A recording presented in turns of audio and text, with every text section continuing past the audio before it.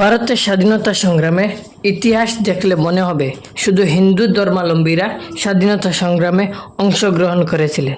জেলকাটাদের মধ্যে নাম আছে মহাত্মা গান্ধী, পণ্ডিত জওহরলাল নেহরু, মতিলাল নেহরু, নেতাজি সুভাষচন্দ্র বসু, কৃষ্ণ মেনন, সরোজিনী নাইডু, অরবিন্দ ঘোষ, চিত্তরঞ্জন দাস প্রমুখ।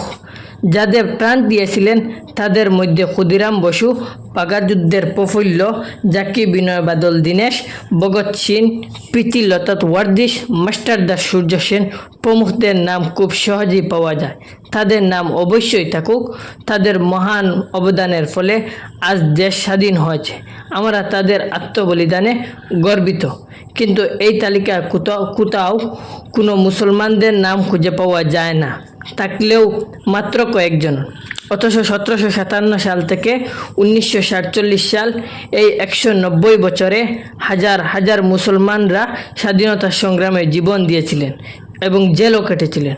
কলিকাতা সিটি কলেজের ইংরেজি বিভাগের প্রধান এবং রবীন্দ্র ভারতের বিশ্ববিদ্যালয়ের ভিজিটর প্রফেসর শ্রী শান্তিময় লাল ভারতের মুক্তি সংগ্রামে অবদান নামে এক গবেষণামূলক গ্রন্থ রচনা করেন, যেখানে উঠে আসা সব বিরুদ্ধের কথা যা আজও চেপে রাখা হচ্ছে।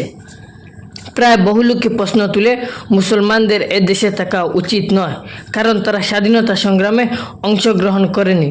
ভারতের ইতিহাসে স্বাধীনতা সংগ্রামে মুসলমানদের অবদান নেই। আর যে কোনো পাঠ্যপুস্তক পড়লে একথা সত্যি মনে হতে পারে, কিন্তু সত্যি ইতিহাস বলছে স্বাধীনতার যুদ্ধে হিন্দুদের সঙ্গে সঙ্গে মুসলিমদের তাজা রক্তে এই ভারতবর্ষ মুক্তি পেয়েছে। জেল কেটেছিলেন অজস্র আত্মবলিদান এবং ফাঁসির জন্য হওয়া মুসলিমদের প্রাণের বিনিময়ে আজ ভারতবর্ষ স্বাধীনতার বাতাস বইছে।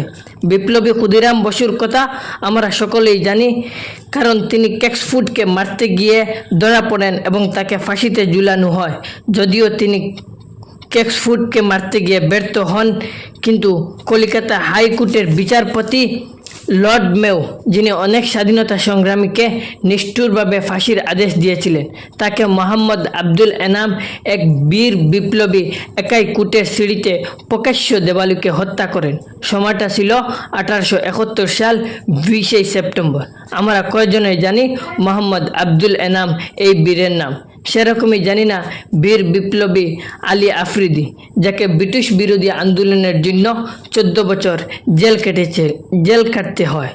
আলী আন্দামানের জেল কাটার জন্য সেই সময় কুখ্যাত লর্ড মেও আন্দামান জেল পরিদর্শনে ছিলেন। শের আলী আন্দামান রক্ষীদের চোখে ফাঁকি দিয়ে তার উপর চাকু হাতে ঝাঁপিয়ে পড়েন। লর্ড মেও শের আলী আন্দামানের চাকুর আঘাতে মৃত্যু হয়।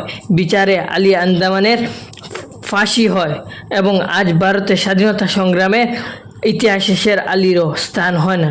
মৌলানা কাসিম সাহেব উত্তর প্রদেশের দেওবন্দ মাদ্রাসা ব্রিটিশ বিরোধী আন্দোলনের এক শক্তিশালী কেন্দ্র হিসাবে গড়ে তোলেন, কিন্তু মৌলানা কাসিম সাহেবের নামও ইতিহাসে খুঁজে পাওয়া যায় না।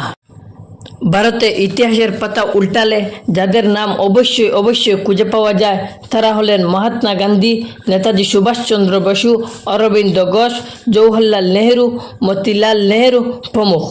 এদের সমতুল্য নেতা আতাউল্লাহ বুখারী, মৌলানা হুসেন আহমদ বুখারী, মৌলানা হাসান দেওবন্দি, মৌলানা গুলাম হোসেন প্রমুখ বহুবার দীর্ঘমেয়াদে জেল কেটেছিলেন।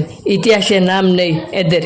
ইংরেজ বিরোধী কার্যকলাপের জন্য যার নামে সর্বদা ওয়ারেন্ট থাকত, সেই তোবারক হুসাইনের নামও ইতিহাস থেকে মুছে ফেলানো হয়েছে। তৎকালীন সময়ে হিন্দুস্তানে কংগ্রেসের প্রেসিডেন্ট ছিলেন, যার সংস্পর্শে আসলে হিন্দু মুসলিম নবপ্রাণ পথে সেই হাকিম আজমল খানকে লেখক বোধহয় ভুলে গেছেন। গান্ধীজি জওহরলাল নেহরু ছাড়া চলতেন না, যিনি না থাকলে গান্ধী উপাধিটুকু পেতেন না, সে মৌলানা আবুল কালাম আজাদকেও ইতিহাসের পাতা থেকে বাদ দেওয়া হলো। মৌলানা মাহমুদুল আলী এবং মৌলানা শওকত আলী 5 বার দীর্ঘমেয়াদে জেল কেটেছিলেন।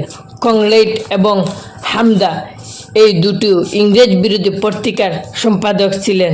তাদের নাম ইতিহাসের চিঠাপাতায়ও জায়গা পায় না। জালিয়ান ওয়ালাবাগের হত্যাকাণ্ডের কথা আমরা সকলেই জানি, কিন্তু এটা কি জানি এই হত্যাকাণ্ডের প্রতিবাদে প্রাণ পুরুষ ছিলেন ডাবল এমএ করা পিএইচডি ডিগ্রিধারী প্রভাবশালী জেল কাটা সংগ্রামী নেতা ব্যারিস্টার সাইফুদ্দিন কিচলু, বিপ্লবী মীর কাসিম, টিপু সুলতান, মজনু শাহ ইউসুফ। এনারা ব্রিটিশের গুলির আঘাতে নিঃস্ব হয়ে গেলেন। ইতিহাসে তাদের স্মরণ করার যোগ্য নেই। মৌলানা রশিদ আহমদ গঙ্গোই, যাকে নির্মমভাবে ফাঁসি দিয়ে পৃথিবী থেকে মুছে দেওয়া হলো, সেই ইতিহাস থেকে লেখক কিভাবে ইতিহাস থেকে তাকে মুছে দিলেন? আমরা স্বাধীনতা সংগ্রামীদের নাম খুঁজতে গেলে নেতাজি সুভাষচন্দ্র, পণ্ডিত জওহরলাল নেহরু ও প্রমুখ, তাদের নাম অবশ্যই থাকুক।